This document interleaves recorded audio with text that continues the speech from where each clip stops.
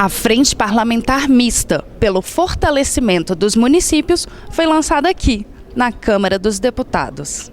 O evento foi organizado pelo gabinete da deputada federal Aline Gurgel, do Partido Republicanos do Amapá, pela FENALEGES, Federação Nacional dos Servidores dos Legislativos e Tribunais de Contas Municipais, pela CONACAT, Confederação Nacional das Carreiras e Atividades Típicas de Estados, e pela UVB, União de Vereadores do Brasil. E contou com o apoio da ANAFisco, Associação Nacional dos Auditores Fiscais de Tributos de Municípios e do Distrito Federal. E o lançamento da frente contou com a presença de deputados, vereadores, senadores, prefeitos e representantes de instituições parceiras. É um grande momento, sem dúvida alguma, deste fortalecimento dos legislativos municipais. Estão de parabéns todos os envolvidos nesse processo. A deputada Aline, que está à frente deste movimento, da Frente Parlamentar, a UVB, o vereador Gilson Gonzalez. Para nós da FENALEGES, é a realização e a concretização de uma coisa que a gente sempre prega com muita força, que é para termos instituições fortes. Nós temos o tripé das nossas instituições formado por parlamentares, servidores efetivos e servidores comissionados. Nós sempre dizemos que a harmonia e o equilíbrio desse tripé é que faz uma instituição sadia. E aqui nós estamos vendo a concretização de levar isso para todas as 5.569 câmaras do Brasil. E o lançamento da frente foi no dia 22 de agosto, no Plenário 2, no Corredor das Comissões, aqui na Câmara Federal. A reforma da Previdência agora é tema do Senado Federal. Atualmente, a reforma tributária é a agenda principal na Câmara dos Deputados. Na abertura do evento, a deputada Aline Gurgel destacou que a frente vai fortalecer o papel dos prefeitos e vereadores por meio da interlocução dos municípios com as grandes decisões do Parlamento Nacional. E foi enfática quando tratou da reforma tributária. Porque a reforma está dentro da casa e nós precisamos ouvir vocês. O que nós queremos é que os municípios não sejam impactados negativamente, porque nós sabemos que o ISS, que é o tributo que mais fortalece os municípios, na PEC 45, a sugestão é que seja extinto. Então nós não podemos deixar que os municípios sejam prejudicados, nós queremos contribuir. Sabemos que é importante a reforma tributária, nós precisamos de uma simplificação dos tributos hoje no país para que a economia venha desenvolver, para que os municípios tenham geração de emprego, renda, para que os prefeitos consigam arcar com a responsabilidade de saneamento básico, de creches, saúde, educação. A deputada Aline manifestou sua preocupação com a transparência da divisão justa dos impostos arrecadados e defendeu que nessa reforma tributária os municípios possam ser melhor contemplados. É importante que aumente, sim, os repasses para os municípios, para que os prefeitos tenham autonomia de investir conforme a peculiaridade daquele município. Nós temos municípios, por exemplo, como Pedra Branca, que é um município rico em mineração. Então, esse município, ele tem que ter ali um olhar diferenciado. Mas também nós temos municípios, por exemplo, eu estou falando do meu estado do Amapá, como Pracuba, que a arrecadação é muito baixa, não tem indústria, não tem empresa, não tem mineração. Como é que fica um município que não tem o ROIT, que não tem essa peculiaridade? Então, nós temos sim que cuidar do coletivo, do todo, mas olhando cada município a sua peculiaridade para que todos venham ser fortes, para que o Brasil venha a ser forte.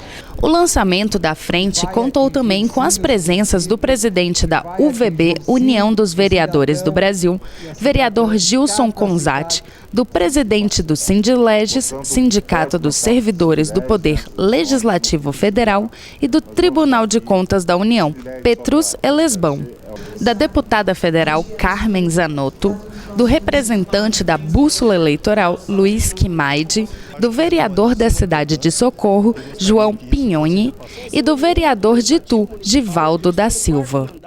A partir daí nós criamos uma ideia de fazer um seminário, um encontro para discutir a reforma que está na casa já, a reforma tributária, e o que eu, vereador, o que o município pode fazer e colaborar com o Congresso Nacional nas ideias. Então é para isso que nós estamos aqui. Eu tenho certeza que a parte técnica, e quando eu falei com o Cássio, ele me disse, Antônio Carlos, eu disse para ele, mas nós não entendemos nada de questão tributária. Ele, não, mas a parte técnica é nossa, nós vamos dar apoio aos vereadores.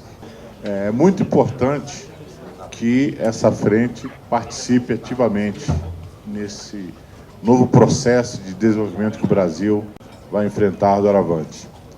E a participação dos municípios, eu acredito que seja a principal participação, porque o município é que vai fazer o vereador, é que vai fazer o deputado estadual é que vai fazer o deputado federal e o senador. Portanto, cada um de nós, cada um de vocês, tem uma importância significativa nesse processo de desenvolvimento que o Brasil precisa, para que nós possamos acabar com o desemprego, para que haja infraestrutura, saneamento básico, educação, segurança. E essa missão, todos nós temos que enfrentar, todos nós temos que participar.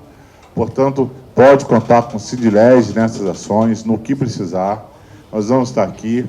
O Sindilege, só para esclarecer, é o sindicato, nós somos da Câmara, Senado e TCU. Né? A Constituição foi no dia 4, no dia 5 o sindicato estava formado.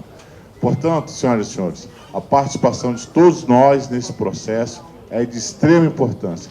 Vamos sim legislar, vamos oferecer à população leis que possam alavancar o progresso, leis que possam ser justas, diminuindo as injustiças que o nosso país tem. Eu acho que é uma forma do Legislativo reassumir o seu protagonismo. A gente tem visto nesses últimos mandatos um protagonismo cada vez maior do Legislativo, mais propositivo, de uma forma mais assertiva e mostrando a sua relevância. Então, um espaço como esse, nessa casa, onde você tem uma pauta propositiva, uma pauta onde os parlamentares estão trazendo a sua agenda de uma forma muito construtiva, você ter o lançamento dessa frente parlamentar é algo muito importante, porque o município é de fato quem está em contato com o eleitor. Então, a Câmara Municipal é a linha de frente do Legislativo. Ela precisa ser fortalecida ainda mais e a gente precisa dessa organização, dessa colaboração entre as casas, pensando não em uma casa, mas pensando no poder legislativo como um todo. Então, eu enxergo isso, a Bússola Eleitoral enxerga isso como algo extremamente positivo e eu gostaria aqui de saudar essa iniciativa como algo muito relevante, algo marcante. Para mim, do meu município, que estou distante de Brasília, a quase 1.100 quilômetros, eu acho que é de uma importância muito grande para nós, né, que estamos lá no município. A gente precisa se inteirar de tudo que está acontecendo nesse país. Eu acho que estão tomando medidas aí sem a população saber quais serão as consequências disso, e eu acho que é de suma importância e gostaria que isso fosse repassado pelo Brasil todo, para a gente saber que realmente, né, nós temos um país de futuro, um país de muito progresso, mas que infelizmente nós temos algumas atitudes que estão travando esse progresso do nosso país. O que deve ser feito, na sua opinião? Eu acho que deve informar a população de todas as medidas que vão ser tomadas, né, em relação às privatizações que estão sendo tomadas. A gente tem que analisar muito, né, de uma medida rápida e automática, tomar uma medida dessa, né. Eu acho que nós somos a mais de 200 milhões de habitantes no Brasil, né, e nós temos o direito de saber o que é que vão fazer conosco, né, que nem no caso da Previdência, essa votação que teve, muita gente vai ser prejudicada, né? Nós tivemos rombos na Previdência no passado muito grandes e essas pessoas ficaram impunes e não devolveram esse dinheiro para a nação, né? E agora estão querendo tirar de nós, os pequenos, os pobres, os aposentados, né? E com um futuro assim incerto de a gente se aposentar, né? Eu acho que quem já aposentou está num conforto melhor, mas quem tem que trabalhar ainda muitos anos para se aposentar, eu não imagino como é que está a cabeça dessas pessoas. Então precisava estudar muito essa situação, né, para a gente poder tomar consciência de que a gente vai ter um futuro feliz. E para fortalecer os municípios, o que deve ser feito? Então, para fortalecer os municípios, nós hoje não temos previdência do município, né? Nós somos todos em torno de uma previdência só. E os municípios, para começar a pensar em previdência própria, nós temos que começar a criar essa previdência, mas os próprios funcionários atualmente, que estão em fase de... Os estatutários, por exemplo, eles não têm direito a nada. Não tem uma previdência própria e as câmaras não podem pagar a aposentadoria desses estatutários. Eles têm que cair no INSS. Um estatutário que ganha hoje em torno de R$10.000, ele vai pelo INSS aposentar, ele vai receber metade desse valor. E ele tem compromissos afirmados com família, com aluguel, com casa, né? Então isso vai ser muito difícil. Isso vai ser complicado para a gente resolver essa situação aí. Na verdade, deputada, primeiro desejar sorte a Vossa Excelência, tenho certeza que competência não lhe falta, e assumir esse papel em defesa do Legislativo, e pedir que Vossa Excelência, de alguma forma, faça um projeto para que a carteirinha do vereador tenha fé pública, porque nós temos muito problema com a carteirinha, a OAB tem, os engenheiros, e que veja com bons olhos para que isso se torne lei, para que nós, no exercício do mandato, tenhamos a nossa carteirinha, tenha fé pública em todo o território nacional. E segundo, eu queria trazer uma reclamação. Assim que eu cheguei na entrada do recinto, eu vi uma funcionária que estava cadastrando as pessoas, dizendo assim para uma colega: vereador não é essas coisas. Aqui na entrada. E aí, em seguida, eu dei meu RG para ela, para me identificar. Quando ela olhou meu cadastro, ela falou: mas o senhor podia ter falado que era vereador, que eu dava um papelzinho diferente para o senhor. Eu falei: não, eu não falei que era vereador, porque você falou que vereador não é essas coisas. Então eu queria passar para Vossa Excelência, eu tenho certeza que não é a visão de Vossa Excelência, nem a visão do presidente Rodrigo Maia, porque Vossa Excelência é oriunda do Legislativo Municipal. Eu estou no 4º mandato, 3º como presidente da Câmara de Vereadores de Itu, que é o berço da República Brasileira, onde o primeiro presidente civil do Brasil, Prudente de Moraes, é ituano, e foi feita a reunião da República para derrubar a monarquia lá em Itu. Então que Vossa Excelência leve essa reclamação. Eu sei que nós não somos unânimes, mas que as pessoas nos respeitem, porque essa casa é do legislador, é do legislativo. Muito obrigado. Ao participar do lançamento da frente, a deputada federal Carmen Zanotto pediu aos vereadores que criassem em cada poder legislativo municipal uma Procuradoria da Mulher.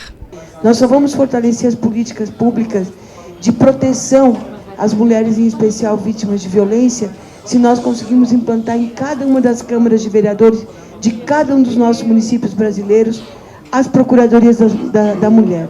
O manual já foi construído pela nossa Secretaria da Mulher, que é presidida pela nobre deputada professora Dorinha, e a Procuradoria, e nós temos esse trabalho de estimular e motivar. Alguém pode dizer assim: mas é mais um custo para a Câmara de Vereadores? Não, gente, não é mais um custo para a Câmara de Vereadores. Com certeza absoluta, independente do porte de cada uma das nossas câmaras de vereadores, a gente pode ter lá uma salinha que seja designada para o acolhimento das mulheres a partir da implantação das Procuradorias da Mulher. Porque muitas das mulheres vão até as delegacias especializadas ou as delegacias gerais e elas são revitimizadas. Ou elas não têm coragem de ir até lá e querem compartilhar a sua angústia, querem compartilhar o que elas estão vivendo e querem pedir um conselho. As procuradorias, elas não vão jamais substituir os outros entes, os outros atores da defesa das políticas para as mulheres. Não vai jamais substituir o papel das delegacias, do Ministério Público, do Judiciário, não vai. Mas é mais uma porta de ouvir esta mulher, que muitas vezes com uma boa pessoa que acolha para ouvir, vai estar podendo orientar. E também acompanhar. Aqui na casa, nós temos e recebemos denúncias de processos que iniciaram e se arrastam há anos, de mulheres que foram violentadas e tentaram uma porta de entrada para fazer a sua defesa e não conseguem. Então, é mais um espaço. Eu quero pedir aos homens que presidem as câmaras de vereadores, estimulem as colegas vereadoras, ou os homens que estão aqui conosco, estimulem. E na ausência de mulheres naquela Câmara, não significa que não pode ter uma procuradoria. Os homens podem ter a iniciativa e uma servidora da casa, uma colaboradora que está ali no dia a dia, pode, se ela tem essa afinidade, se ela tem essa dedicação, ser designada para ajudar. Nessa primeira reunião, a frente discutiu os problemas dos municípios, mas também serviu para defender os interesses dos municípios na reforma tributária. E quem deu uma aula sobre a reforma tributária foi Cássio Vieira Pereira dos Santos. Ele falou sobre os impactos da reforma tributária para os municípios e cidadãos. Cássio é professor, leciona Direito Econômico Financeiro na Universidade de São Caetano do Sul e é presidente da ANAFisco, Associação Nacional dos Auditores Fiscais de Tributos de Municípios e do Distrito Federal.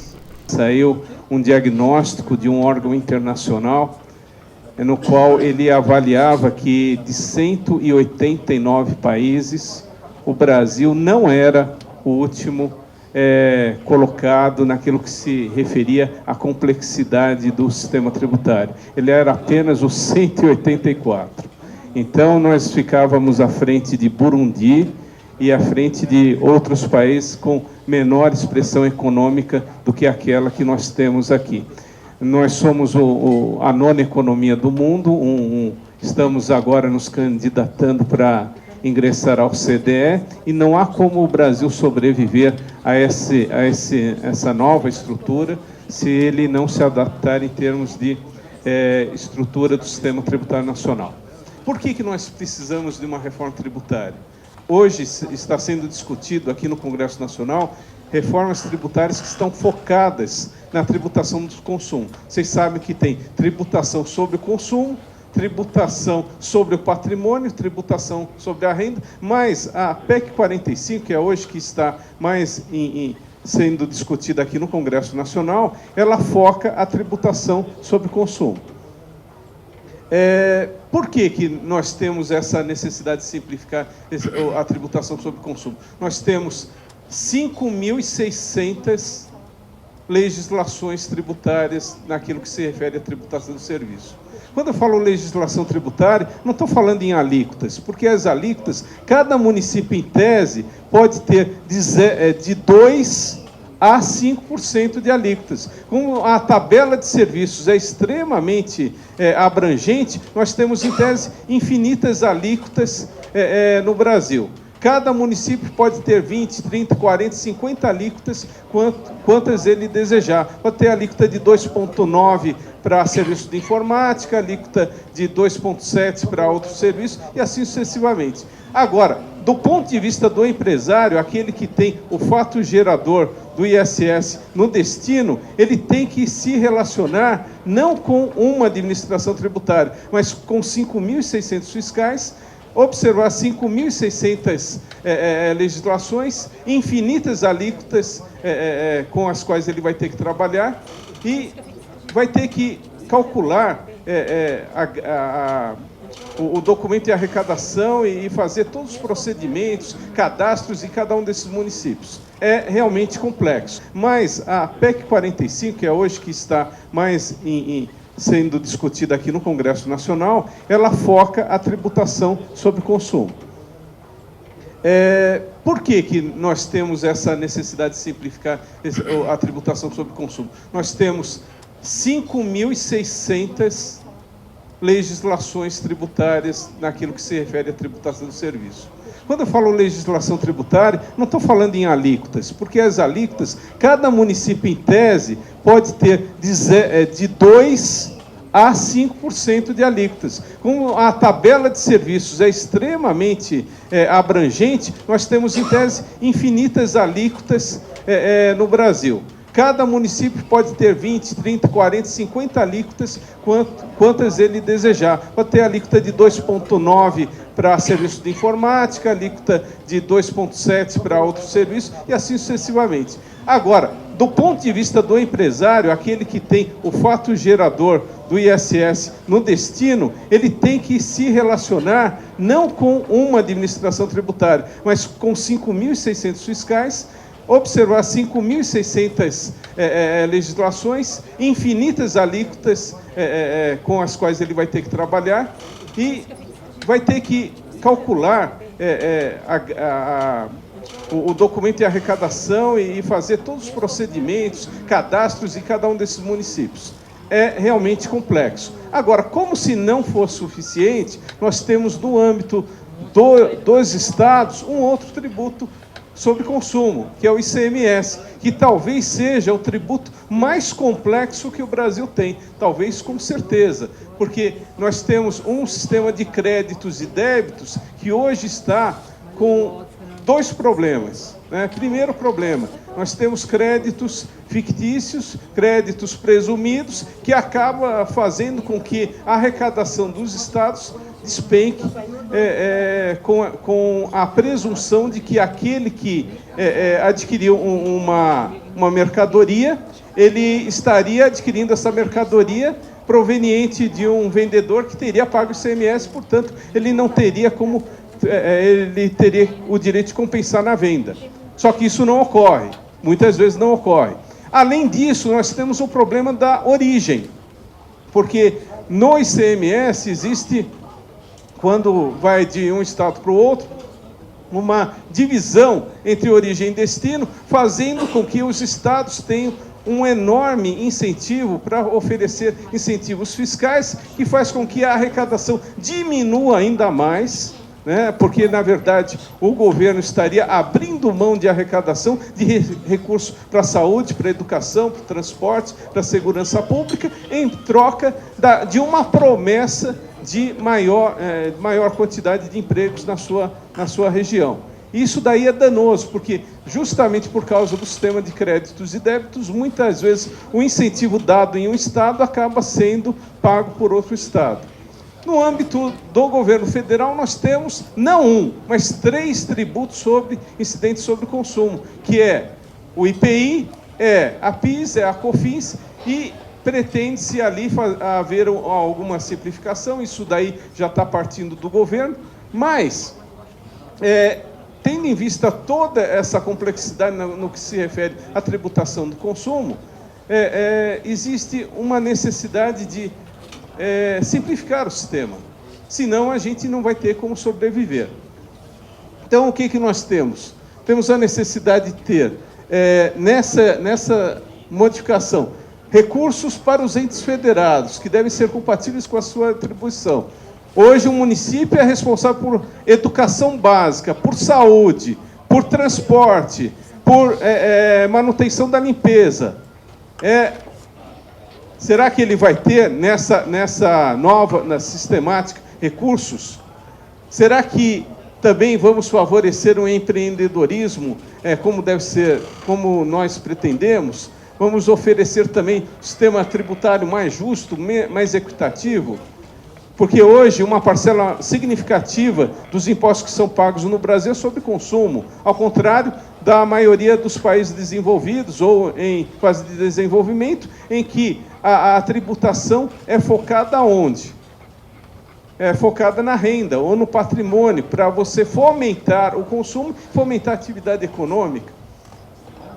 Só que tudo isso, nada disso será possível se a gente não prever o quê? Estruturas administrativas adequadas para que a gente possa viabilizar esse novo sistema. Nesse sentido, pode passar.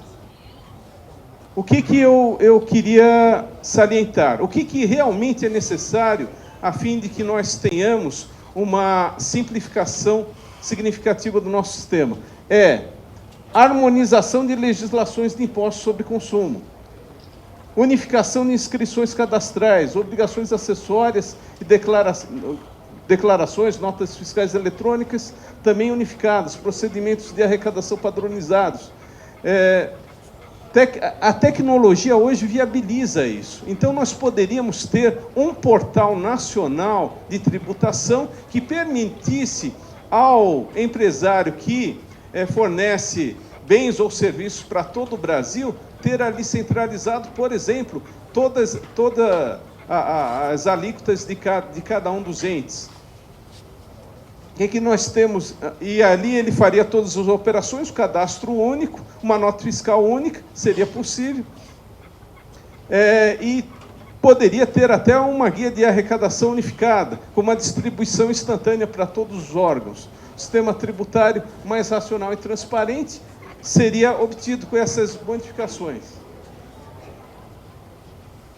Um sistema mais equitativo significa que a gente deveria, por outro lado, fomentar a tributação no patrimônio ou na renda e diminuir no consumo, para que você não tivesse um sistema regressivo como é o sistema de hoje. Porque na medida em que você tributa mais o consumo, como é o caso do Brasil, você está penalizando aquele que ganha mais, porque tem uma parcela maior da sua renda comprometida com o consumo básico, com o consumo essencial. Os vereadores precisam ter consciência que o ISS é o imposto que mais cresce no Brasil hoje. Tá? Eu vou dar alguns números que são fantásticos. Desde 2002, na verdade, desde a Lei Complementar 116, o ISS é um Porsche. É um Porsche, ele está crescendo ano a ano em uma proporção avassaladora com relação ao ICMS. E é por isso que nós temos um posicionamento dos grandes arrecadadores de ISS no sentido de serem mais conservadores quando se fala na extinção do ISS. Abrir mão do ISS para os grandes arrecadadores do município é um passo muito significativo. Trocar a Porsche, que é o ISS, por uma participação no IBS, precisa ser muito bem analisado. Não é uma medida simples. Eu estou reforçando aqui a PEC 45, pessoal, porque é a principal PEC que está sendo discutida hoje. Tá? Ela afeta o principal imposto municipal, ISS, extingue o ISS e cria o quê? O imposto sobre bens e serviços. Agora, o que significa o ISS para os municípios? Será que o ISS é relevante? 2002, qual que era a arrecadação do ISS? 7 bilhões. Aonde? No Brasil. O Brasil arrecadava 7 bilhões de ISS. Os municípios arrecadavam sobre consumo 7 bilhões. Hoje, ou melhor, no ano passado, arrecadou quase 63 bilhões. Crescimento de quase 900% em termos nominais. ICMS, Imposto Estadual. Em 2002, mesma base de referência, 105 bilhões. 2018, 480 bilhões. A que conclusão que se chega? O ISS cresce ao dobro da velocidade do ICMS. Vou repetir. O ISS cresce ao dobro da velocidade do ISS. O ISS cresce ao dobro da velocidade do ICMS.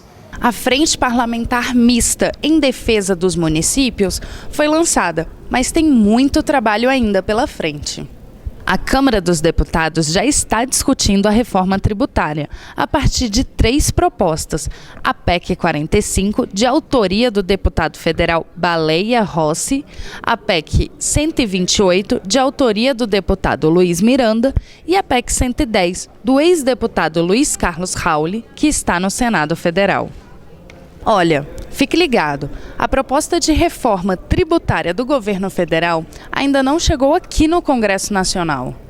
Para você ficar bem informado, acesse a rede de comunicação da FenaLeges, que estará trabalhando em sintonia com a frente para defender os direitos dos municípios. Para saber tudo sobre a reforma tributária, acesse o site www.fenaleges.org.br. Fica a dica!